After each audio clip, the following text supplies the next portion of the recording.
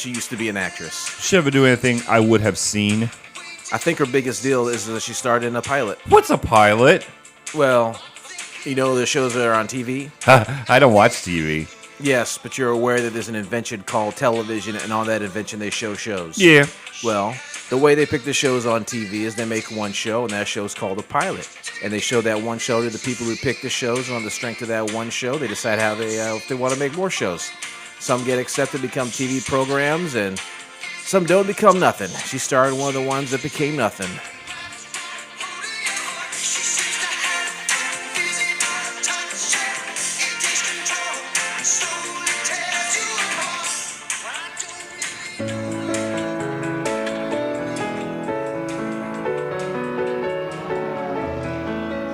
And now I know she's got that built-in ability. Remember that song?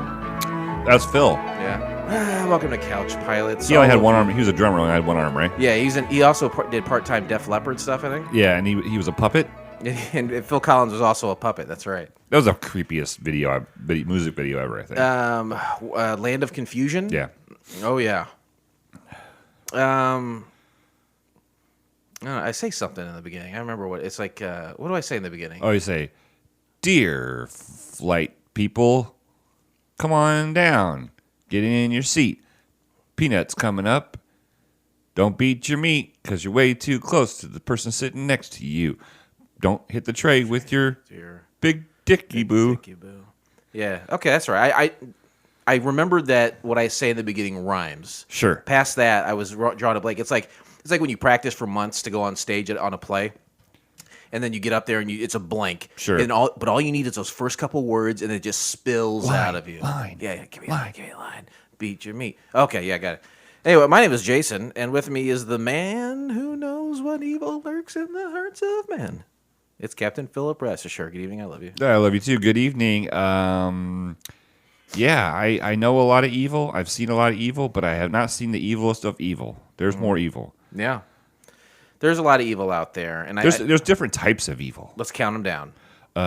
There's the internal evil. Right, oneself. Yeah. The internal battles that we face every day. That's number one. Number two. Right, there's the evil that you do to other people, either through physical external violence or their mind. Yeah, do unto others what has been done to you. Sure, yeah. And then there's number three. There's people that leave their shopping carts in the middle of a parking space. Yeah, you ever see that guy who does videos? He goes out there and confronts people who does that. I saw one. They are never happy. No, ever. And I also saw one that he's got these stickers. And he puts them on people's windows. It's like you're a bad driver or something like that. Yeah. Good stuff. And then is there a number four, or is that all the evil? There's food evil. Food evil? Yeah. Like gallons of ice cream? Yeah. So we just recorded. I'll say we just recorded 2 episodes yesterday. I'm in the midst right now. Right. And again, you got the beginning of it. You're very lucky, but I'm in the middle of a personal podcasting marathon, which is going to be torturous and damn near nightmarish in nature. Sure. But yesterday you had told everyone, I'm trying to stop drinking beer, and I'm doing a pretty good job of it. But instead of that comes this internal evil, sure, where I have to replace one negative with another, and the one I've replaced it with are gallons of cheap Kroger brand ice cream. And gummy bears. And now gummy bears. For Valentine's Day, I got a 2-pound bag of gummy bears. Right. And I took it to work, and I'm about halfway through, and I just got it a week ago. Do you have a specific... is they Haribos? That does... Yes. Okay. And that does bad things to your stomach. Like if you eat a whole bunch of them, it does not good things. Yeah, if you eat a lot of candy at once, it'll jack you up. But I you know what? I do like a good gummy bear. Yeah. I'll take a gummy worm. Mm-hmm. Yeah, I definitely like those. Gummy worms are my favorite, but gummy bears are good as well. What's the best combination of flavors? Green and clear. I love clear. Red and clear are good. I like a red and clear. The ones I got the ones I got are the anniversary edition. Oh sure. So they have blue party hats in them. Of course. Wouldn't they? Do you ever have a gummy that's got drugs in it? No. What'd you wink at me for? Because I never have. I never have either. Yeah. Maybe I should, if I'm not drinking it anymore, maybe I should start taking up edibles. Maybe so. Do you do drug tests at work? Yeah, the random. Oh boy, Randos. You can't do that. Yeah. Isn't it funny? You could ruin your life if you wanted to with alcohol, but you can't ruin it with a drug it's fairly harmless. Sure, right. Poor They idiots. don't test you for alcohol. We're fucking retards, aren't we? Like as a race, Oh yeah, a government, for and sure, stuff? for sure. Idiots. Speaking of idiots, with the whole COVID thing, we weren't really keeping track of a lot of paperwork and stuff. Oh, hold on, one more thing. The fifth type of evil I wanted to mention. Clowns. All right, go ahead. Oh yeah, evil. Yeah, that's true. Yeah, paperwork. A lot of the paperwork and stuff, I got a thing in the mail, and Oh, I love snail mail. I had to the state of Illinois. Obviously, Couch Pals HQ is in Illinois. Yeah, the heart of Illinois. Yeah. And our sticker for our license plate on the plane, Oh yeah. They're a registration. the registration. Well, it had lapsed, and then I didn't take care of it, and so it had double lapsed. I guess you would call it double lapse. Yeah. And so today I had to go to the fast title and sticker place, Norma's. Yeah, it's something like it's a building that exists solely for you to say, I fucked up, help me. And they'll be like, we'll do it for an extra charge. Right. So today I got new plates I had to get all new plates because Was this your fault or is it my fault? I'll take the blame. I mean, you do a lot of stuff. There's a lot of stuff you get done. We can make DSJ.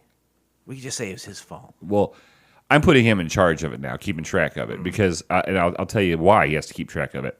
But today, I had to get, so you can't just buy the 2 stickers and get caught up. No, you can't. After 2, you have to get new plates. Yeah. And so, Well, hold on. Did you get vanity plates? oh no, Okay. I'll tell you why I didn't get vanity plates, because it cost me $500 today Good Lord. to get new plates. Holy cow. Which is insane. Yeah, and I believe it is true.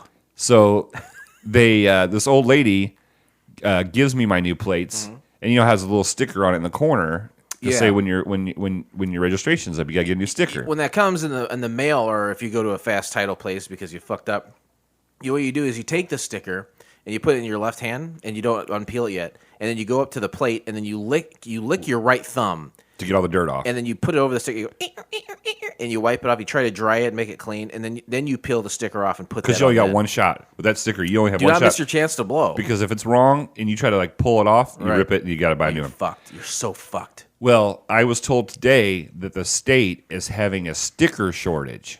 Okay? So the sticker used to have the month and the year that it was due. Sure. Okay, and then it had your license plate number on it. Yeah. Now it just has the month, and that's it. That's it. And we're going. No, on not the month, just the year, and that's it. And we're going by like a color system, right? Yeah, it's always been a color by system. month. Okay. No, it's a color system by year.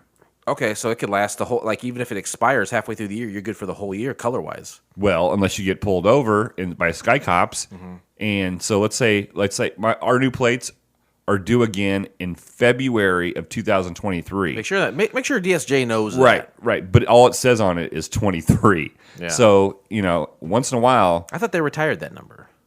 well, they did. They hang it from the rafters. Only in Chicago, though. I feel like that's if you're gonna retire something, you send it to like a beach somewhere, or it can live out its days relaxing in the sunlight instead of hanging it like you're fucking lynching it from the rafters. Well, usually when they retire something like that, they put you in a place that people can wipe your butt. And Right. You get a lot of mushy foods. Yeah, But yeah, so mushy. What's your favorite mushy food? We'll say it at the same time. We'll go 3, 2, 1. Then we'll say it. okay, 3, 2, 1. 1. Mashed potatoes. Mashed potatoes. yeah, Oh, yeah. that's my favorite. So that's a little issue that we had. I know that we talked not too long ago about the construction and how the Patreon was paying for that. Oh yeah, the tiki bar. The tiki swim up bar in the hot tub. And we've come great strides in the past 2 weeks. Yeah, we're almost ready to fill it up with water. Oh, is it water? We're doing water? Well, yeah, Okay. it's part of the hot tub. Okay. We had to drain the whole hot tub. You know, my Believe me, back. I know. Oh, my back and my shoulders from just. I know. I had to give you some Doan's medicine, and then we had to rub each other down with oils and massage each other because the hot tub's down. Yeah. Otherwise, we would never have done something like that. For sure. So Can't do it. I paid for it out of the stripper fund. So what we normally use to pay the strippers when they come after our shows. It's not going from it's not being taken from the wax in the pole fund. No, is we it? can't do that because that could cause injury. Insurance wise, we can't take away from that. But Okay. it's actually how much we're going to pay them. So we might not get top tier pussy. Well, first of all, that just the story of my life. Second of all, we don't want them to have raspberries from a lack of wax. No, there's nothing less attractive than a girl spreading her. From low quality pussy with raspberries all over it. We're gross. Ugh. We're dirty guys. Raspberry pussy. So, but it's just one of those things. And I did. I went into DSJ's because I've got a whole bunch of stuff going on. I have. You always say that, right? And so I was like, DSJ, get your calendar out. Yeah. So the Ferrari calendar. Your Ferrari calendar. The 1994 Ferrari calendar. Ooh, good year for Ferrari. So I marked it on December 31st. Kind of like get your feelers out there, get your antenna up. Right. Let's ready to rock and roll. Right, because on December 31st, he's going to need a new calendar. Right, so I wrote down a little note in the box. Giving them the same calendar every year. I know, but I wrote it in an empty box at the end after the 31st. There's always an empty box. Yeah. Unless it's on a Saturday. But yeah, so I wrote, Well, remember years ago when we were dropping off that found porno, or that that's kind of something we do on the side, charity wise. It's a nice write off for us. It got me a Camaro. I'll say that. Bitchin' Camaro. Thank you. Wow, look at you. Sometimes you're proud of me. Sometimes, yeah, sometimes. And anyway, during that charity work, someone had said, "I'm not gonna. You're giving me this porno. Let me give you this." And it was 3 boxes filled with 1994 Ferrari calendars, and then we just give DSJ that every year. Right. Do the days and the dates match up? No, No, not at all. but we write those in. Right. It's a labor of love, and it ultimately is cheaper. Yeah, we alternate months. Like 1 month I'll scratch out all the numbers, and then I'll put it, for the following month. Like if it's January, then I'll do February, and I'll scratch them all out and put the right ones. And then you'll go in February and do March, and that's just But we just tag team. We got to tag team it, and like we said, it's a time saver. And my God, what a great year for Ferrari. It was the best year for Ferraris ever. Yeah. Best models too. No raspberries there. A virtually raspberry-less calendar. I don't know. My computer's doing something lately, Okay. and it says like if I don't touch it for just a couple minutes, it'll say locking, and then it will shut down. Really? And it has done that now. And I must have done something, or my computer is saying, like I'm a geriatric computer and my time is very Or limited. like, don't leave me in your car for a couple hours in the dead of winter. Well, it was like 50 degrees today. It's fine. Did you hear it struggling when it No. came? Yeah, it's fine. It's those sub-zero temperatures that really get to my motherboard. That's the only phrase I know with computers is mother. Oh, I know RAM too. Oh, ROM. I know ROM. Oh, that's a good one too. There's capital ROM and capital RAM, and then motherboard, and then that's it. Today I was watching TikTok videos, and somebody did a TikTok video with the Commodore 64, and they had the Winter Olympics. It was like 1985 Winter Olympics Hell yeah. game. Oh, it was so cool to watch. I was like, yes, I'd play that often. Olympic games can be fun on consoles because smart consoles will get a bunch of people together. It's like you get 4 or 5 of your buddies and you can all play. It's fun. Yeah, but these were so like not even 8-bit yet. Like, no, like you had 6.5 bit. You had one button and you had a joystick that went Yeah. left, right, up, or down. Like you're trying to do figure skating. Absolutely. So You do a triple axle. You can, we can look into getting a new computer for you if need be. Just let us know. well, we're not taking it out of the stripple pole wax budget. No, much. that I've talked to our accountant before, and I'm like, I don't care what cuts need to be made. That cannot be one of them. You know what we need to do? We need to get our accountant over to Couch Pirates HQ so he can spend some time in the hot tub. And because every time something comes up, where he's like, "Hey, this needs repaired," or "You got to pay for this," or you harass this person, you got to do a payout here, whatever that is. he's always saying, let's take money out of the wax budget for the stripper pole. And the answer as always is an astounding no. If we get him over there and he sees the value of that pole and what that wax has been doing, that wax is doing some heavy lifting. Oh, for sure. Mostly now. Mostly now when we don't have top tier pussy. The low quality ladies. Usually we called Johnson City, Tennessee, and said, "Bring up 3 of your moderates." Moderates, because the lower the quality of a lady, the higher the weight goes in terms of their sexuality. What's the biggest good looking lady you think? Nia Jax? Oh, I don't think Nia Jax is. Was she let go by the WWE? Uh-huh. Oh yeah. Why? I think she flubbed again. I think she hurt somebody again. She doing a lot of flubbing. She gone.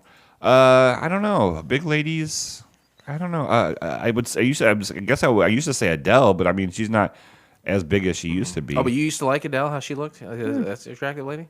That's the only fat person I can think of. Yeah, sometimes it's tough to think of fat people, right? I try not to. Ladies and gentlemen, the captains have turned on the fasten seatbelt sign.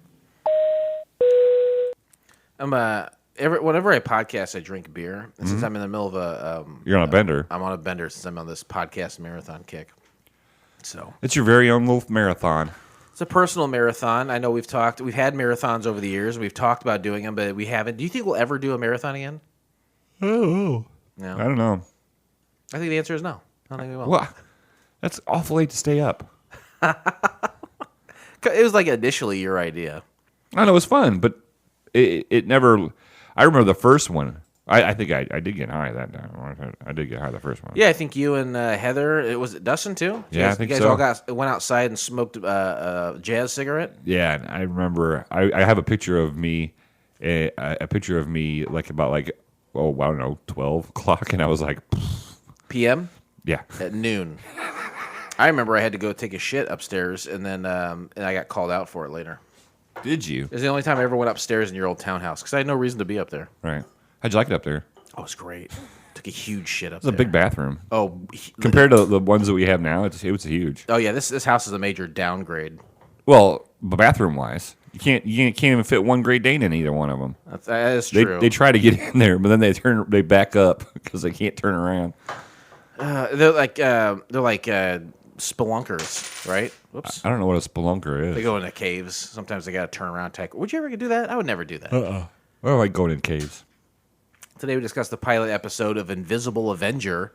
It's from the year of our Lord 1900 add 58. I tell you right now, great year. Wow, 1958. Man, what was going on in the 58s? Eisenhower. Lyndon B. Hoover Dam. Yeah. State parks. State Park Marshmallow Man. State Park Marshmallow Man. Cannonball Run. 1 and 2. The invention of basketball. Yeah, I hope that helps you. But for my money, we'll go back to 1958 in our minds. And to do so, we'll talk about some things. I mean, we just gave you a whole bunch that absolutely happened in that year. But here's a few more things. March 2nd, a British Commonwealth Trans-Antarctic expedition team led by Sir Vivian Fuchs completes first overland crossing of the Antarctic using snowcat caterpillar tractors and dog sled teams in 99 days via the South Pole. That's pretty crazy. I mean, it doesn't sound like a big feat, but that is a big feat. That's a lot of temperatures and like cold stuff. And it is difficult. The thing that I've come to know about the Antarctic is there's a lot of temperatures down there. I'm surprised that the caterpillar engines kept going in that cold weather. Didn't seize up. Yeah. What? Lying down. You're telling me. Hey, I'm an idiot, but why would people go to the South Pole? Is it just say I'm the first to do something? A lot of scientists go. There's a lot of stuff we don't know about. There's a lot of animals we don't know about that we need to see what they're doing. Why do we need to see what they're doing? In case they're plotting against us? No, I mean, it's important. Someday we might have to go down there and invade them and take it over and see if they're edible or something. That's a good question. Does anyone own Antarctica? I don't think anybody would want. I know that the North Pole the North Pole area, they're Russians own part of that, which makes no sense to me because they can just come right straight down. What do you mean when you say that? They can come straight down. What does that mean? Well, they can load up on all their stuff up there and just come down and take us over. But they got to go through Canada first. Well, what's Canada going to do? You think Canada's going to stop them? But there's a long way between there and here, right? So doesn't that give us a heads up? They'll plow through the Northwest Territories in Canada. Yeah, I know. It's a virtual endless frozen tundra. That's why they wear white camouflage. The Russians really do have it all figured out. Yeah, they do. They do. They have white and gray. They say name the 7 continents of the world. There's North America, South America, the UK, Bolivia, Antarctica, Russia, China, and Australia. That's all 8. Good. That's 8 of the 7 continents. Good job. And those are all owned by people, but like, there's no. I think there's residents in Antarctica, but they don't like permanently live there. No, they're just scientists doing a jaunt. It's gonna be a fucking nightmare. Oh, right? that would be horrible. Like you go outside, you will die. Did you ever see John Carpenter's The Thing? It's a film with Kurt Russell. It's a great film to cinema. Early '80s, Kurt Russell. He looks rad as hell in it. It's a horror film, but it's a good quality horror film. I think it takes place in Antarctica. Really? Mm-hmm. I can't imagine going there. Huh. I'm cold right now in the cockpit. Yeah. And like we're in Illinois. That's not that cold. Cold cock. That's what I did to her when I slapped my dick in her face. That's our cocks are cold. Is that still too low? One more time. Hit me one more time. Ooh, that's maybe a little tweaky on that. Well, I've messed with some of the left okay. and rights on these things. So I used to think there were individual volumes for these. Oh! I'll turn down one. All right, March 11th, a U.S. B-47 bomber accidentally drops an atom bomb on Mars Bluff, South Carolina. Without a fissile warhead, its conventional explosives destroy a house and injure several people. Wow. We just accidentally dropped it? Can you imagine just accidentally dropping an atomic bomb? Like it's like somebody was up there in that the person in charge of that button, like, because sometimes on a long flight we just, they kind of stretch our arms out and boom, push the button and there you go. You accidentally sit on a button, press a button, yeah.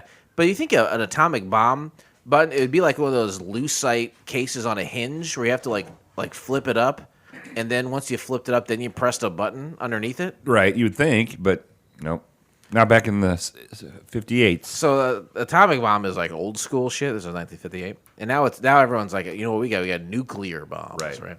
And I think I don't know the exact number, but isn't there like X amount of nuclear bombs are unaccounted for? I didn't know that. I think that's true. Like there's probably 10,000. Do you have to register them? Do you have to register them? Oh yeah, you have to have a FOID card first of all. A nuclear FOID card. It's weird to think, but like a FOID card or a nuclear FOID card is free for anyone. You just have to register. And like regular citizens like you and I can have nuclear warheads, but we just have to register with the government. Sure. And there's like thousands of them that we can't find where they went. I don't know if it's thousands, but I feel like there's a lot of nuclear bombs that they're like, I don't know. Right? Like the serial numbers are scratched off of them, probably. Yeah. Who do you think has those? Like people in Texas? There's probably like a bunch of guys in Texas. And in Korea? Mm-hmm. Which Korea? The North one. Mm-hmm. I'd love to go there, wouldn't you? What I don't understand about a nuclear war is like, why? I mean, is it that important to win that you will blow yourself up? I mean, you ultimately will blow yourself up. If our radar shows, oh, there's a nuclear bomb coming from North Korea, what are we going to do? We're going to launch 2 of them, right? So, I mean, inevitably, you're just going to blow yourselves up and contaminate the atmosphere. I think it's kind of like the death penalty. It's the fact that international superpowers all have nuclear warheads is the deterrent to not use the nuclear warheads that you do have. Kind of like I can murder a cop and I could go about it probably fairly easily if I wanted to, but the deterrent is I would get poison put in my veins and die. Right. So I think there's just a general like a deterrent. But why does everybody use them as a threat though? Like, ooh. Do they use them as a threat? I would think so. Like WMDs. North Korea, I mean, they're threatening all the time. They're going to bomb us. North Korea talks about their nuclear missiles and nuclear missile testing all the time. You know, a good guy to talk to about that is Dennis Rodman. Well, for sure. They would call him the Worm. One of the top 75 NBA players of all time. Is he really? Yep. You got. What's Why would he get the name the Worm? You know? Oh, because he was so slick and slippery on the boards, rebounding. Mm-hmm. It's like a worm is. Exactly. You ever seen a worm rebound exactly like on a Sesame worm. Street? That one on Sesame Street. I do like those worms on Sesame Street. Isn't their names Wormy? Oh, I'm sorry, I upset you. Gross. Sorry about that. Did you swallow it back down? Yeah, I got a cup. I don't have a cup. It's not cup season. So even if you need a cup, as long as it's not in cup season, you will not have a cup. No, that's the discipline Okay. I've in training. I guess you could call it discipline. March 24th, the U.S. Army inducts Elvis Presley as Private 533-10761. Yeah, he was in the army. He was in the Army. What did he do? Did he have to go to boot camp? Oh yeah, I'm sure he had to go to boot camp. Was there a guy that he wasn't that famous at the time? He had just kind of started getting a little bit famous, but he wasn't like super famous. His name was Elvis Aaron Presley, right? Mm-hmm. Now, was that his Christian name? I don't know. I'm not much on Elvis lore. Do you like Elvis though? I like the early stuff. I don't like the old stuff. Are you gonna see the Elvis movie that's coming out? Oh, is there an Elvis movie coming out? Who's the guy who's always with? I almost called him Ernest. Elvis. Who's the guy who's always with Elvis? His manager was like, what was his name? Like, You got it. I know what it is, but you got it. It's Colonel Tom Parker. Colonel Tom Parker. I knew it was a C. It started with a C. And it's he's being played by Tom Hanks, Oh, which is a great get yeah. because he was also David S. Pumpkins on Saturday Night Live. I think if you get Tom Hanks on your movie, Yeah. I mean, it's gold. You're gonna make money. You got to spend money to make money. Tom Hanks, First guy ever to have COVID too. he was the first. He was patient zero, as we know. He's the guy who went to that wet market in Wuhan and took a bite out of that bat, and then he's like, "Oh, I don't feel great." Right? Maybe I should cough in front of people. So I hope I don't cause a global pandemic, and then he did exactly that. I don't know about you, but I feel like I'm back in 1958. Me too. I was negative 23 when this came out. I was negative 17. That's good. Yeah, both of us in heaven playing. Volleyball. Did you ever play volleyball? We were playing volleyball in the golden streets of heaven. Can you imagine you and me being unborn babies in heaven, and they say, "I know you're in paradise, but your parents fucked," and they said, "I'm sorry to curse. It's in heaven. We don't usually do that." And they said, "Now that they did, I'm going to send you away from paradise to potentially, especially you, Blake, live in misery for almost 50 years." And then we'll bring you back up here, or you'll get raped by the devil for eternity. Well, I think they said, well, you guys have been hanging out and been friends for so long up here that, in your mid-30s and mid-40s, you guys will get you back together to keep yourselves from Not killing. even mid-40s, because I think I met you. I met you in your 30s. Really? God. I met you when I think you're 37. Really? It's 10 years. Sad. Wow. Well, I was at your 40th birthday party. Remember that? Yeah. So your brother punched you. And Dustin was sleeping with that teacher, who I think was a crazy lady. She was crazy. And then I met your brother, and he's like, I don't care about meeting people. And I was like, oh, that was okay. It's exactly what it was. Yeah, I was happy. I was excited to meet him. Oh, yeah. Excitement turns to anger quick. I get random texts from him in the winter. You don't really hear from him very much. And now that I've tore the pool down, I definitely don't hear from him very much. And that he has a camper now. But I got a text from the other day. How are you guys doing? And the next text was, is Molly still going to be able to get me that gutter for the camper this spring? Sometimes you just have to ask how someone's doing before you ask them for the thing you want. Right. So he did that. Smart approach. Is he still with that lady? Yeah. Yeah. Are they going to get married? No, he's unable to leave, I think. For some, he's too wrapped up in financial debt, which is what happened to him last time. What a bummer. Hey, why did we choose to watch Invisible Avenger? 3 simple criteria. 1, it was a pilot that never went to series. Number 2, it was found on the interwebs. And number 3, baby, it had to be free. Awesome! Thank you, Ms. Thank you, Blake. You can find the entire episode of Invisible Avengers by subscribing to Couch Pilots on SoundCloud, Spotify, Apple Podcasts, or your favorite podcast app of choice, and then simply click on one of our classically blue links in our show notes, or go to YouTube. Blake Clayton? You know what to do to. Flight attendants, prepare for takeoff, please. Into the skies, into the great wide open, like Tom Petty once said. Before he passed away. He died from autoerotic asphyxiation, right? Yeah, I think so. He died the same way. He was like, I'm going to die the same way that guy from NXS died. Oh, that's a good way to go. You know, it's funny. Before we is it though? We don't know if the orgasm is that good. I mean, it has to be. But how can you just? You can't even put that on a scale to like where you would risk death for an orgasm. Well, here's the thing. My hand a porno with a fat girl in it, and 5 minutes later, I'm just. I mean, it's not the best, Adele. But it's not the best, but it's happened. So I do a masturbate the regular way with my hand, but there are other ways. You can buy toys, and then you can have an orgasm by inserting something into your exit. And then you can also increase the power by 1 1/2 times if you hang yourself from the neck. I haven't done any of that other stuff. I just use the hand, and I'm just doing it now to make sure everything still works. That's the hand that rocks the cradle, sperm cradle. The hand that jocks my cradle. Anyway, it does work, and I tell you, because people they don't just hear, ooh, that autoerotic asphyxiation. Maybe I'll hang myself and then I'll jack off and see what happens. And then they die the first time every time. No, These people do it again and again for a reason. Okay. You know what I mean? Yeah. Because could you imagine like masturbating your whole life in your bed, and then one day you're like, I'll try it in the closet by hanging myself. And then you do it there, and then it's the same as what's in your bed. And then you're like, well, I think I'll just keep doing it the real tough way in the closet. It has to be better, Yeah, right? That's true. Yeah, you never know. Maybe we could get somebody on the show that's tried it before. Oh my God! Wouldn't that be great? Any of our listeners that have tried our auditory asphyxiation? You say auditory? Is that when you like choke your ears out? It's where you listen to cricket sounds over and over. Hey, listen up. We're gonna do interesting facts. Okay. But before we do that, I should mention that this pilot we did. This shit. I thought you were. Well, I was gonna say Shadow. Oh. But this pilot that we're talking about today, it's about the Shadow, which started as a radio show. Sure.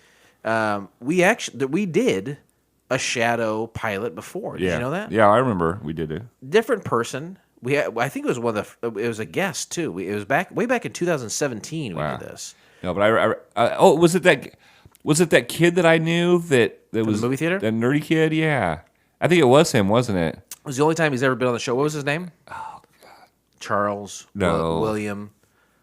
Tyler. Tybin. Tider. Travis. It was Travis. Travis.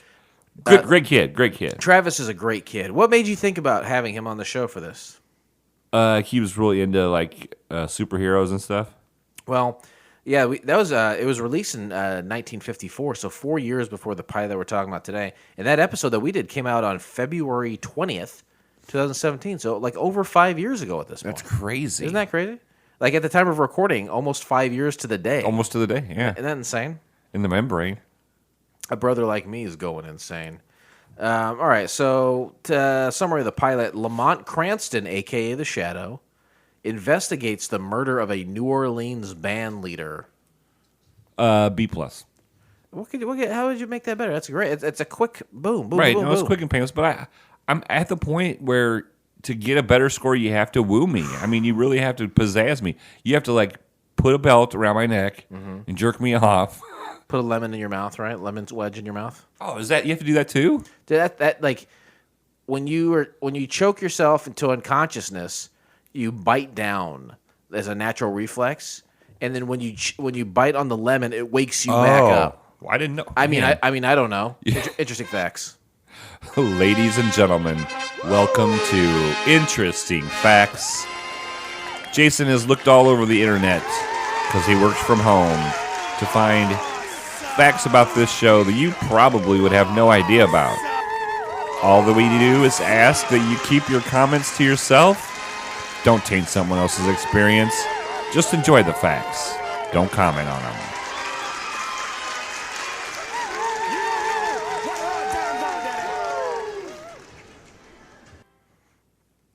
Hey, thanks for that. Hey, thank you for letting me do it. Thank you for doing the things that you do. Thank you for doing the things that you do, which is more than what I do. No, equal. You and I are equal. I do more. The Invisible Avenger refers to the popular radio character known as the Shadow. The radio program aired from September 1937 to December 1954. I think you and I are going to do that many years. That's a long time for a radio show. There were 677 episodes. This is my proclamation now. We're going to do 678 of this podcast. Yep. We have to beat the Shadow. We have to beat the Shadow. That's when we started out. We said we have one goal and one goal only: beat the Shadow. Mashed potatoes, right? There are 677 episodes that aired over 18 seasons. Many of the radio episodes are lost. Fact. The release date for this pilot is December 2nd, 1958. Fact. Invisible Avenger is a 1958 film noir crime film directed by James Wong Howe, Ben Parker, and John Sledge. The film is a compilation of 2 episodes of a 1957 Republic Pictures television pilot for The Shadow. Fact. Could you repeat that one? The film is a compilation of 2 episodes of a 1957 Republic Pictures television pilot for The Shadow. I thought you meant Republican. I thought you said Republican Picture. I wish. God, I wish. I don't know about you, but I am becoming... My score would have been a lot different. I'm becoming a staunch Republican. Are you? How's that working out for you? I've been watching a lot of Bill Maher. Oh, the science guy? The very same. It was re-released in 1962 under the title Bourbon Street Shadows by the Louisiana-based MPA Films. The episodes were shot on location in New Orleans. Fact. You know who lives in New Orleans? Who? Friends of the show, Erica and Jim. You remember when they were on the show? Yeah. They live in New Orleans? Oh, yeah. I have a standing invitation to come to their stately manor. Well, ask them if in 2024, about June, if I can come and stay there, because I might go to Baton Rouge to bowl. I'm sure they'd love to have you, but you can only jack off in the shower, they said. Oh, that's fine. Or in the closet with a lemon wedge in your belt. They probably have a really nice carpet. Do you feel like you're already gaining weight from the ice cream? Yeah. You can see it, can't you? No, I can't. I just know that you've been eating a lot of ice cream. No, I do. When you gain weight, where does it come in? Your bum? It starts in the belly and then goes like in the face and the belly. Okay. I get a little puffy. So you had Dreamsicle and cookie dough. What's chocolate chip cookie dough? I finished that before you got here. Okay, so what's the next one you're gonna try? I want to I don't want to do birthday cake. That's just too sweet. I think I would definitely want to do Dreamsicle again because I really enjoy Dreamsicle. And thinking maybe like a Reese's peanut butter cup one. Yeah, I tell you, that's my. I don't eat a lot of ice cream. I know I don't look like it. I know I look like a guy who eats a lot of ice cream. I don't. But one of my favorites is I like to go get a Haagen-Dazs. You ever hear that fucking shit? I've heard of it. It's German. Yeah, I don't know that it is German. I think it's one of those ice creams that has a German name, but it's probably like made in like southern New Jersey. Anyway, they have one. It's a chocolate peanut butter, not unlike a Reese's that you mentioned, but it's chocolate ice cream, and it's got these thick ripples. I like the word ripple. I don't get a lot of chance to use it. Yeah, they got thick ribbons, big wavy ripples of peanut butter in there. Holy Christ, there's nothing worse for you on the planet than that, but that's fucking delicious. I'm not a big chocolate ice cream fan, but I'll give it a try. Twix ice cream sounds really good. So what are you talking about then with the peanut cookie dough? With the Reese's peanut butter? You're just talking about vanilla ice cream with chunks of Reese's in it? Yeah. Oh no, you go for the Haagen-Dazs. Do yourself a favor. It's pricey though, right? You have to drill a new hole in your belt. No, actually, I lost so much weight. All my jeans are too big, so I got plenty of room to work with. But that's in fashion now. I got wiggle room. Wiggle. You can gain some weight now, and you can pull it off. Yeah. That's great. Thanks. Until the Waste not, want not. That's right. Use every part of the genes. Until the Alec Baldwin film, The Shadow in 1994, this served as the only Shadow film in which he could turn invisible, a power he had on radio, but not in the pulps. And by pulps, I do think they mean Pulp Fiction, but not the Tarantino film. Right. One of the most fun pinball machines I ever played was The Shadow, and it was based off of the Alec Baldwin movie. It was fun. It was a fun game. I love a good pinball machine. Oh. Here's a goof from the show. Sometimes I find out goofs that happen in there. Okay. When Charlie takes the suitcases from Cranston and Joendra At the airport. it's obvious the cases are empty. Okay. I don't know how that's obvious, but I don't know why. Because he probably flinging them. He was flinging them around. The taxi cab driver. It's like when robbers in a film, they have like big, huge duffel bags full of money, and they throw it With around the money symbol on him. But they throw it around like it's nothing. When in Sure. fact, a bag full of money would be very, very, very heavy. Right. And I'm not talking about big coins. I'm talking about bills. Yeah, for sure. That shit adds up. There's an alternate version of the Invisible Avenger that we saw. It was re-released in 1992, as mentioned above, with additional, more adult footage, which I can only imagine means includes many, many, many more boners. Like a lot of invisible fucking. Yeah. Can you get away? I bet you could get away with that. You can't show fucking on TV. But invisible fucking you probably could. But you can show a thing you can't see. For sure. Show a thing. Yeah, that checks out. Right. Like the dresser just kind of rocks back and forth, and the girl is just bent over. All of a sudden, there's a big puddle on the floor. Yeah. It's interesting facts over. Puddle of mud. Muddle of pud is what I always say. Twitter responses. Twitter. Oh wait, let me do it in shadow style. Twitter responses. I wonder if Jason got some Twitter responses. The Shadow did seem to be pretty mild mannered, but when he became invisible, would laugh like a Arrogant maniac. asshole. But he would laugh like an insane person. Oh yeah, though, right? Very much so. Like it was very like an opportunity. Like it was always like, hey, I just became invisible. Mm-hmm. I did something. Like I'm naughty. Yeah, I'm a bad boy. I'm the bad shadow. You know what I don't understand too is like, and we'll get into it because we'll break down the pilot in a second. And in a moment, I'll tell you we had no Twitter responses as well. But Lamont Cranston, who was the Shadow, he would sometimes turn invisible right in front of people. But I'd be like, do that before they can see you, and then they'll never see you. Yeah, they'll never know. They'll never be able to describe you. That was one, like when they were at the car rental place, and he did that. I was like, well, you talk to this guy for 10 minutes, he can describe you perfectly. Yeah, he knows you're invisible, and he knows like you did it because you're asking to see him.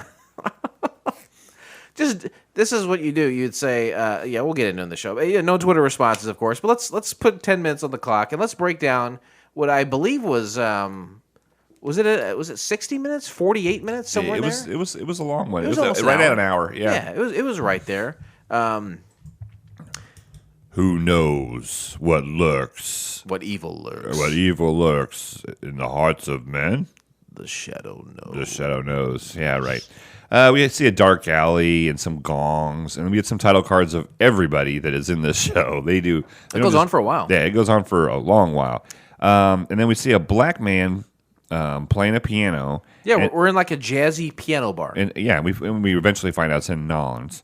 And that black guy you mentioned, we see him play an entire song. Yeah, and it's about the song. I think it's called "Woman." And, yeah. And it you know what? If you're not going to watch the pilot, at least just listen to this guy sing the song. It was cool. It was like it was like I'm a jazz guy talking shit about girls before gangster rap was invented. You know what I mean? He's an OG for sure. Yeah. And he's singing, and it's one of those things too, like he's singing directly into the camera, which I think is the only time during this whole pilot that anyone's looking into the camera, you know? Right. So he's looking right at that, and we got a young man named Tony, and he's joining Pablo Ramirez, which he refers to as El Presidente, and he's recently been exiled, and he's with his lady, but it's not his lady. It's I his think it's daughter. his daughter, yeah. Don't call her daughter though. I will never do it again. Pablo's brother apparently was the cause of some sort of problems with a guy named General Valdez. Yeah, this is all based around that. There's kind of like the Cuban, Bay of Pigs. Bay of Pigs or something. It's something to do with a third world country getting overthrown. Is basically what. Yeah, some mutiny or revolution On the bounty. some governmental unrest. perhaps. Right. So that's where you get most of this. But Tony is in a jazz band, and he's just the cool cat that knows how to, like, he knows information. Yeah. Yeah, that's And right. it takes a while this pilot, it does kind of give you too much unnecessary information, but it takes you 10 to 15 minutes to really figure out who's what and what's going on, in my opinion. It gives. Yeah, there's a lot going on here. They attempt to make this kind of like a smart pilot, like a thinker. Right. This isn't a dumb Dick Van Dyke. How many times are you going to trip over that fucking rug? I know, right? Anyway, Pablo's looking to move against the government, and he needs the help of one Lamont Cranston because Lamont knows the Shadow. There's got to be a time where they're just like, hold on. Lamont probably is the Shadow, right? He's not just a guy who can get a hold of him. Anyway, their conversation attracts attention from other bar patrons, right? Right. There's always lookouts and people snooping. So Tony says, yeah, I can get a hold of somebody who can help us out. And he goes and tries to make a phone call. Yeah, he leaves the jazz bar and he's trying to go on a payphone. But when he goes outside, he goes to light up a cigarette. A local street tough throws a knife at him, misses it, and sticks in the brick. Is that a brick? I think it's a brick. That's a hell of a knife throw. Hell yeah. Tony, I believe his last name is Alacade, perhaps. He calls Lamont in New York and tells him he needs help. And in the middle of their conversation, he's killed. Right. Right in the middle of the conversation. You get stabbed. Yeah, but he's like, hey, I know you're in New York, Lamont, but I need some help.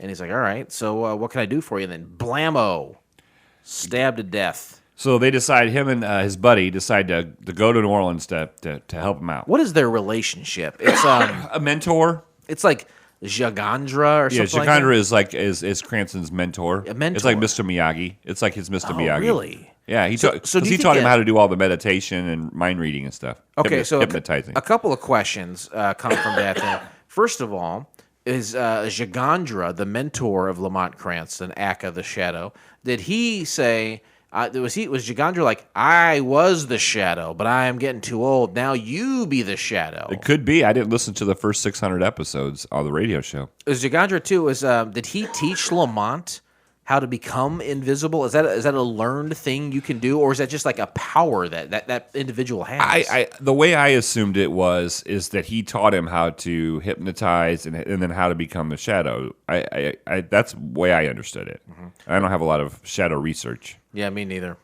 And it's been 5 years since we've done a pilot about the Shadow. And Travis isn't here. Which honestly, this is like kind of the first time we've done a second episode about a pilot we didn't do exactly this episode, but like it's same subject matter. It's another failed attempt at making a television show about the Shadow. Anyway, Lamont calls the operator, which is a thing you would do back then, and he's like, "Hey, tell me where that call came from." And then the camera, it was a cool move. While he's on the phone with the operator, the camera pans to the floor, and you see Lamont's shadow. Did you catch that? Yeah, who would? Who would ever catch that? Yeah. Anyway, the street tough who killed Tony calls the patron from the bar who recognized that Tony was talking to Pablo there. And the guy, he's making time with some sweet lady. And then Lamont and his manservant, Jagandra, they head to, I thought they said Santa Cruz, but this whole thing takes place in New Orleans, so I don't know. I'm more of Santa Cruz, I'm more of a Santa Claus guy. Santa Claus. Anyway, they openly talk about him being the Shadow, which is odd because you think if you were the Shadow, you wouldn't want people to know it's you. I think your microphone's still off. I don't think you'd want people to know that it's you. That's right. How was your... So I got a lot of stuff going on outside. Are you okay? Yeah. Are you going to make it? Yeah. Do you ever wish that... I was dead? Yes. You could turn invisible like a shadow? No. Being invisible wouldn't really do nothing for me. If I went invisible, I'd go in the girl's locker room. Guy's locker room. Well, I mean, check out what your competition is, I guess.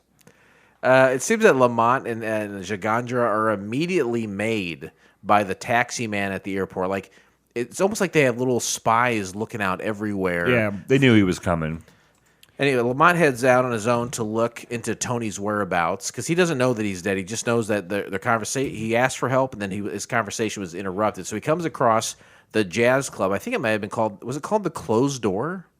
You know what? I did write. I thought I wrote it down. Well, he comes across this bar anyway. It's got a picture of Tony on it, like a poster, like, "Hey, here's a guy who performs here. We're promoting, performers." Right. So he's like, "Okay, well, there's a picture of my guy. I'm going to go into this place." Right. And a lot of during this pilot, there's a lot of phone calls. There's a lot of. They're very excited about this new invention, telephone, because it's all in it.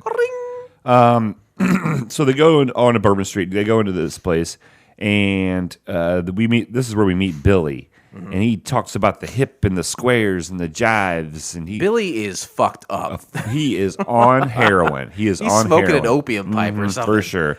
But when he goes in this club, like Lamont he's instantly made again. People right. see like you're watch out for this guy. Coming from a mile away. I think he is not good at this.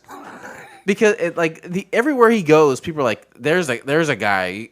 Keep your eyes on that guy. You gotta watch he's that trying guy. to do something different than just buy booze and the score with whores." Score whores. Tara is the owner. Yeah, and she's the kind of owner of a club that just stands there and watches people. Oh, that's the dream, isn't it? And she comes over and she kind of gives him an attitude, and tells him to get the hell out of there. They talk for a moment, and Lamont, I think he's bad at this. He's got he takes the questioning into a direction that Tara does not like. And right. Yeah, she says, "Hey, why don't you get the fuck out of here?" And he sees the writing on the wall. He kind of sees all these people kind of stare at him. Yeah, he knows he's in a bad place, so he does hightail out. He jumps into a cab, and he says, "What?" It's the same cab driver that took him to the airport. And that guy's already in on it, too. And he's like, "Drive me around the block a few times." He's like, "Well, I'll take you to this club. I got to take you to some of the best places in town." And he starts to, the club, or the taxi driver starts to doze off or something. Well, right? he gets hypnotized by the shadow. He can hypnotize people. Without even looking at it. Well, he's looking through the rearview mirror. He can talk telepathically to Jagandra, we find out, and he can turn invisible. That's pretty good. That's a pretty good power set, isn't it? I keep thinking you're saying ganja. Smoke. What would you call him? His buddy, Mr. Miyagi. Okay, we'll call him Miyagi going forward. Shortly after that, Lamont disappears in the back seat. This is the first time that we see him literally turn invisible after saying, "Hey, you can see me, right?" He's like, "Yes, I can see you." He's like, "If you were to talk to a police officer, you could describe me to him, right?" He's like, "Yes." He's like, "All right, I'll disappear now."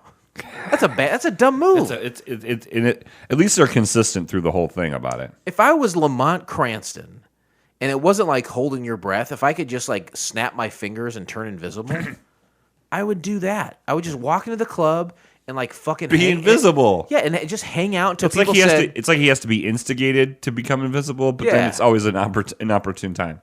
I don't get it. It's bad. Anyway, that's like walking into the girls' locker room with no clothes on, being seen, and been seen and they all go ah, and then you go, and all of a sudden you're invisible. And they're like, there was a guy in here, and then he turned invisible. Can you describe the guy? Yes, I can. I know exactly what he looks like. He gave me his business card. Go invisible outside. Oh, hold on. This is Scott here on the phone. Hello. I'm here. Somebody wants to let me in. Yeah, Blake's going to come up and let you in here. I'm going to filibust on the podcast. Okay. All right, goodbye. Bye.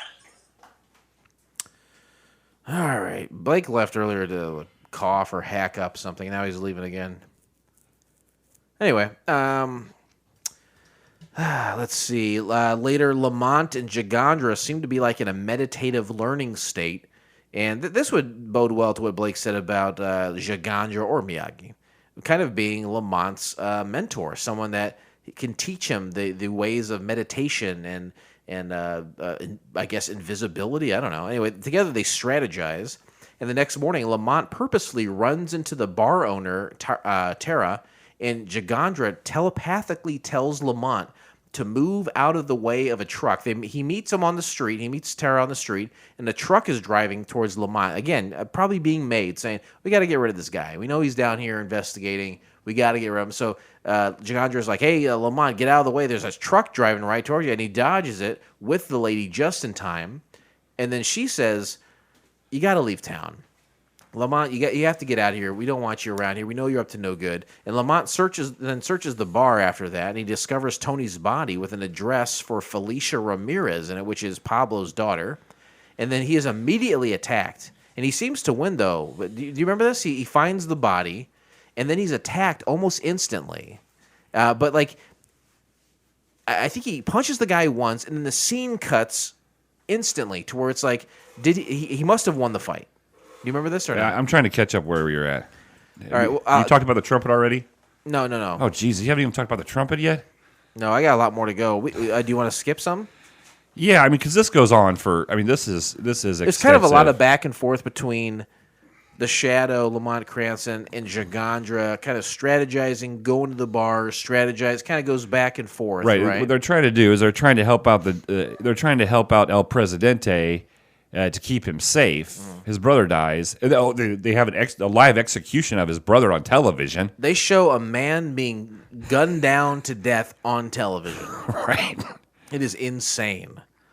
Lamont, Gigandra go to the jazz club, and the owner and a thug sees them right away. But they hang out for a while, and they watch some jazz performances. And this is where they see that one trumpet is left on stage. I don't know why that stuck out to them. I don't remember how they just what it was. I think it wasn't the trumpet that stuck out first. It was how the guy just left. The guy that was playing it left it because he was leaving to go like do a cruise ship or something, and he's like, why would he leave his trumpet? That's how they kind of tied that together. These jazz clubs back in the day, they had little candles on the table, and you would use the candle to light your cigarette. Yeah, that's pretty cool. There's a lot of people smoking in this show. Cool. That's one thing I love about these old shows is the people smoking. So so they show the execution live on television, and so the president, his brother, just got shot and killed on television, and he's like, I have to like go to my people and show that I'm not scared. So he's like, okay, Shadow, will you get me to the funeral home so I can do this and keep me safe? Sure. They go to the funeral home. He comes out. He's like, Viva this third world country. He gives a speech to the people on the street. And they're like, yeehaw. And the people love him too. Oh yeah, for sure. And then he gets in a car, but the crowd's there, and so he gets displaced from the Shadow. Yeah, he's kind of kidnapped at this point. Right. Or no, he's not kidnapped. He's trying to get away from people chasing him. Right, and then it causes a big car chase between the Shadow and the bad guys. They think they find him.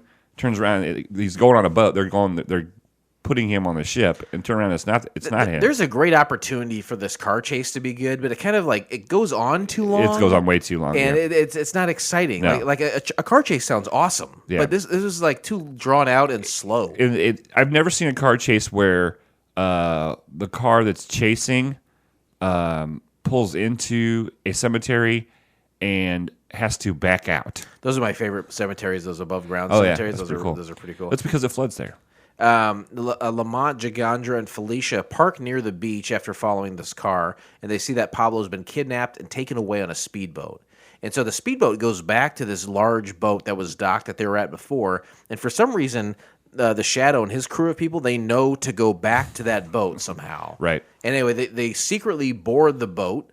They get on there, and they're talking about how they're getting to international waters from New Orleans. How does that happen? I mean, how far do you have to go from downtown Bourbon Street? How long does it take to get to a boat and then get to international waters? Because you got Florida to there's a boot the east of you, yeah, and then you've got like Mexico kind of wrapping around, so you're in the Gulf of Mexico. I wonder if there is a section of the Gulf in the middle of the Gulf of Mexico that is considered international waters. But I bet there is. If any of our listeners know anything about international water rules, won't you please let us know? It's couchpilotspodcast@gmail.com. It's never changed. So somehow Felicia is separate from Lamont at this point. They're all creeping around the boat trying to find Pablo and rescue him. And it looks like Pablo knocks everybody, because Pablo looks exactly like his brother. Right. And we saw that his brother died. But here we find out that the execution was faked, and Pablo's brother, I don't remember his name. We'll call him Miyagi. And he's the one who knocked out Felicia. And he's got his brother. It was all big faked. And so basically the president's been kidnapped now. So they already went through the rental car place, didn't they? Yeah, we skipped all that. Okay, yeah. Those bad guys.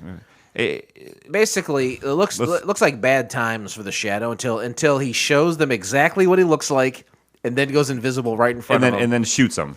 with his invisible gun. Well, he doesn't shoot him. The brother shoots his buddy who was trying to attack Lamont because he couldn't see.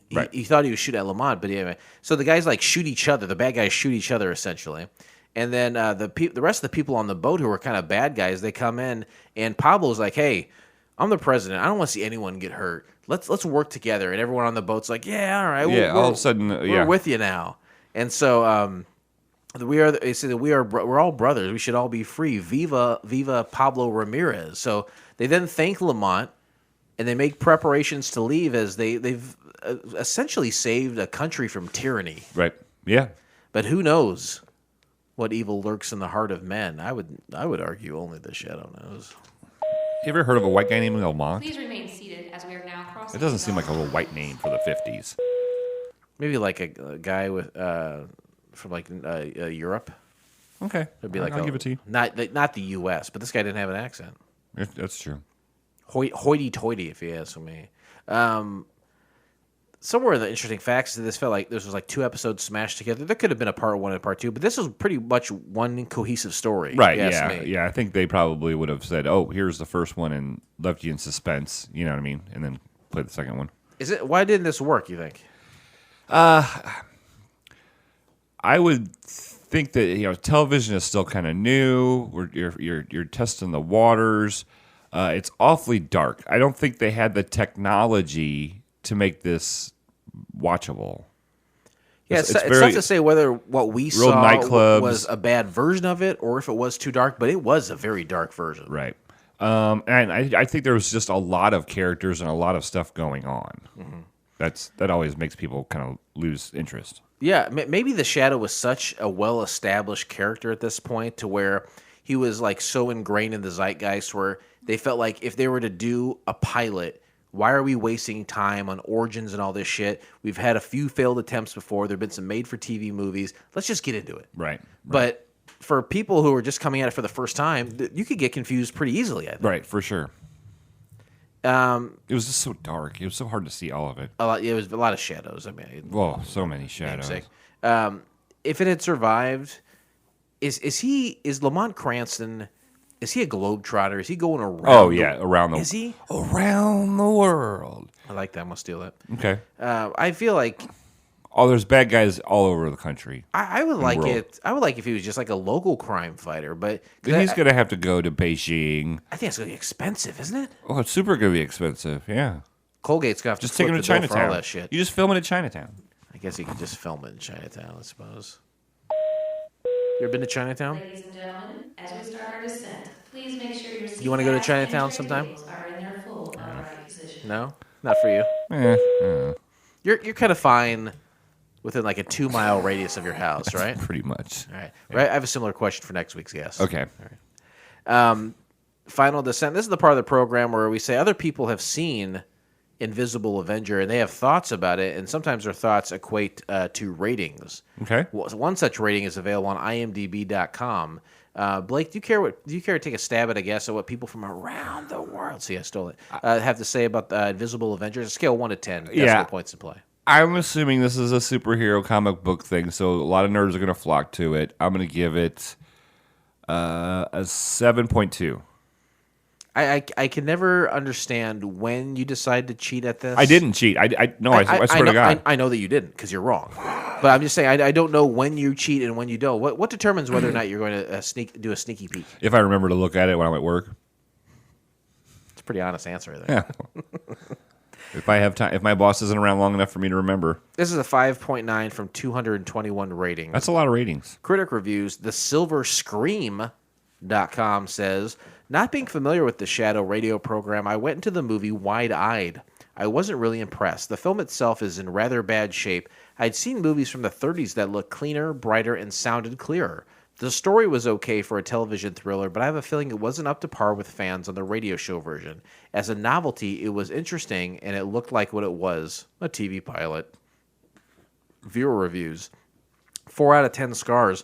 This is my main man, Martin Hafer. Oh, God. Back-to-back weeks, Martin Hafer. Lacking thrills you might be expecting. This is from July 2nd, 2000. Do you remember when we interviewed Martin Hafer?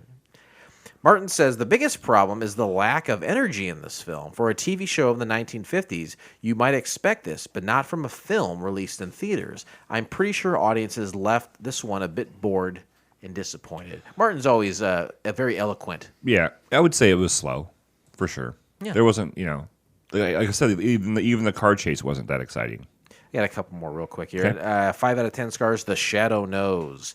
This is from Bob Lipton back in September of 2019. He says he was popular on the radio and in pulp magazines, but a dozen attempts to transfer him into the movies, TV, and video games failed to take.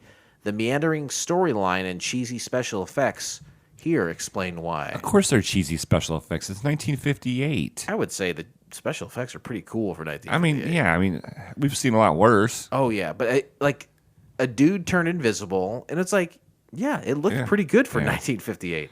When he was flipping the cards, I mean, you couldn't see the strings or anything. The final one I'll do is 6 out of 10 scars. This is from Distressed, the 6th and final movie of the series. For me, this is the best of the 6 movies in the Shadow series. I found it entertaining and well-paced. There's more action, excitement, and suspense.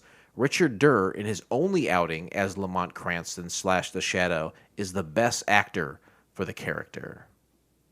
What do you think about that? He was good. There was nothing wrong with him. I liked him too. Yeah, I agree. Ladies and gentlemen, welcome to FCF Airport. Local time is 11:11 and the temperature is 69 degrees. For your safety and comfort, please remain seated with your seatbelt fastened until the captains turn off the fasten seatbelt sign. Invisible Avenger. Now we have to rate this mother, right? Yeah, and we rate it based off of the television show Wings from the 90s. That's a 1 to 7, a 1 being the worst. That's a Roy Biggins. And a 7 being the best. That's a Brian Hackett. Those are characters from Wings. Yeah. Yeah. You know what I said? I think he said it's Wings, but it should be noted that these are characters from Wings. Sorry. It's okay. Captain Philip Ressisher, I turn to you. How do you rate Invisible Avenger? I take into consideration it's 1958. You went back there in your mind? I'll give it a 4. I mean, I got to see hot chicks dressed up. Right. I got to see girls smoking. I got to see a guy disappear in front of people 7 or 8 times, which I thought was comical. So I'll You have to disappear before you see them, Right. So they can't say, "I know what that guy looks like." I would have given it a 5 if he would have been like more shady about it, but he was like straight up like, "Hey, I'm looking right at you." All right. And like it's like if right now I disappeared in front of you and next week's guest, you guys would know that I was here. We would know that it was you that had disappeared. That's right. Jason, how about you, buddy? I'm going to give it a 5. Okay. I kind of like this. I think this was there's something here. He's obviously a very popular radio character for what was it? I think like 17 years. Yeah. Almost 700 episodes of the radio program. Different attempts were made. I don't know why they could never pull it off. Why they could never. I would assume part of the problem was budget. If you were a globe-trotting like this, even though this particular series, while it was shot on location, which I think it's pricey versus a soundstage, you have either sound stages in New Orleans or you're going on location. Right. Some of that stuff adds up. Right. I think having Lamont Cranston as the Shadow, I think based out of New York, you get a couple of sets that you use very consistently, and then you have other locations that they go to. You could keep the reins on the budget, I think, and still have a good program. And the idea of having, like, Superman was a serial at the time too, right? The old George Reeves, Right. Yeah, he's not going all over everywhere. I was like 1950s. Yeah, all the bad guys are coming to him, basically. Metropolis. It makes me want to watch the Alec Baldwin movie. I've never seen it. I wonder, is it Kim Basinger? I don't know if she's in it or not. I think there's a couple of Shadow movies made, if I'm remembering correctly. I could be wrong. The Baldwin one that the pinball machine was made. I think I'm gonna check it out. But I think Alec Baldwin is only in one. Yeah. Anyway, I give it a 5. You give it a 4. And with those middling scores, we shall close the book on Invisible Avenger, and we shall never speak of that show again. Ever. Oh, evil specter, leave us be. But join us next time, won't you please, when we watch the pilot episode of Suburban Beat. Here's a little something to whet your whistle. about 4 suburban housewives forming a neighborhood watch program and trying to solve the murder of several local women who may have been involved in a crime ring. You can find the entire episode of Suburban Beat by subscribing to Couch Pilots on SoundCloud, Spotify, Apple Podcasts, or your favorite podcast app of choice, and then simply click on one of our classically blue links in our show notes, or go to YouTube. Blake? You know what to do, too. We didn't do the contact information up front, did we? No, we did not. Do you want to do it right now? Yeah, couchpilotspodcast.com. It's a one-stop shop. You can check out all of our episodes ever made. There's links to send us an email. Go to our Facebook. Go to our Spotify, which also has, and our iHeartRadio. I found out today that We're on iHeartRadio? it's iHeartRadio. It's got a link to the iHeartRadio. Sure. You can search. Like if you search Shadow. The both If you of go to them. the website, sure, Shadow. That'd be great. Yeah, But yeah, check it out. You can also subscribe to us on any of your podcast platforms. Or go to patreon.com and you can search Couch Pilots there, and then you can. There's a series of steps you can take to where your money becomes our money, Right. and then we don't just take your money and do nothing with it. We spend it on the things we want, Right. right? Yeah, that's how we paid for your long distance bill Well, because you didn't. what I use called Mr. common Biffo, sense. yeah, It was great. It was a great info. It was a great interview, though. It was well worth. Oh, did you listen to it? Yeah, it was well worth $110. Thank you. Did you? You really did listen to it? Yeah. Thank you. Thank you for checking that out. Okay, so we're ending the show right now, and this season, in the past, you just had like it was Blake's like moment of positivity. But we did that for a while. Yeah, and it's changed over time. And this season, we mark seasons as 10 episodes here on Couch Pilots, 10 episode chunks. You've said, I listen to a lot of podcasts. I'm going to tell the people, our listeners, which podcast they should listen to. Yeah, and I'm gonna this week is the podcast that I've been listening to the longest, and they are one of the longest running podcasts. I'm surprised this has not come up before. Well, I wanted to wait and until it got Wait till juicy. episode 5, right? Until it got juicy. But Keith and the Girl is a podcast that I have religiously been listening to for years. And they started, I think, in like 2005 or 2006. Wow! Like they're on like the latest episode is 3,506. Now it's a daily show for the most part. Yeah, Monday through Friday, right? For the most part, yeah. And they have a lot of comics and actors on. They're based out of New York City. Mm-hmm. They used to be in a relationship a long time ago. They're not anymore. And they're still friends. And then the lady got with a girl, and then that girl became a guy, and then they got divorced. Right. Like, do they get? I assume they get into a lot of personal stuff on their show. Oh yeah, You know these people after. Oh, for sure. And you over the years you've seen them grow as people. You know what I mean? Something you had mentioned to me a number of times over the years is that Keith once a year would do a stand-up act. Mm-hmm. Does he still do that? He hasn't the last 2 years because of COVID, but yeah, But he would do it to raise money for charities, right? No, that would just be his. That would be his album. He would do an album and do one stand-up set a year. That's so crazy. Mm-hmm. And a lot of the comedians and stuff, kind of shit on him about it. Like, you're not really a comedian. You just do it once a year. And he's like, well, why do I come up with a new hour? It is weird because I think the traditional trajectory of a stand-up would be like, I go out and I perform for very little money at clubs. Over and over, multiple times. I beef my shit up. I really suss it out. I fine-tune it. I send it through a strainer 50 ways from Sunday, boil it down to 60 minutes, and then every 3, 4, 5 years, I release an hour of that content. Right. And you're saying this guy he performs once a year, 1 hour, and releases it. I think he's got 8 albums, I think. And for the most part, they're pretty good. Do you own them all? I just listen to them on Spotify. And they're not bad. Yeah, they're not bad. Okay. But it's interesting. That's a really interesting dynamic for that show. They once a year they do a 24-hour podcast and like. Oh right, now that's charity, isn't it? There's something charity related to them. No, they don't do any charity. They do that. They do that so they can fund the whole year. Okay. Yeah, they have so a it's a fundraiser for themselves. Right. Yes, fundraiser for themselves. They're doing a charity for themselves. Right. Which is what I call my job right now. It's a charity I do for myself. This is their job. I mean, they haven't. But they have a VIP subscription. They have a lot of stuff behind the paywall. Keith and the Girl. A lot of different shows. Yeah, it's really awesome. It really is good. So check it out. I know that's been a favorite of yours for a very long time at this point. So that's very cool. Thank you for sharing that. And I will say that this pilot may have been rough, But it's always a smooth flight on Couch Pilots. We love you very much. Goodbye. G'day. On behalf of Couch Pilots and the entire crew, we'd like to thank you for joining us on this trip, and we are looking forward to seeing you on board again in the near future. Have a nice day.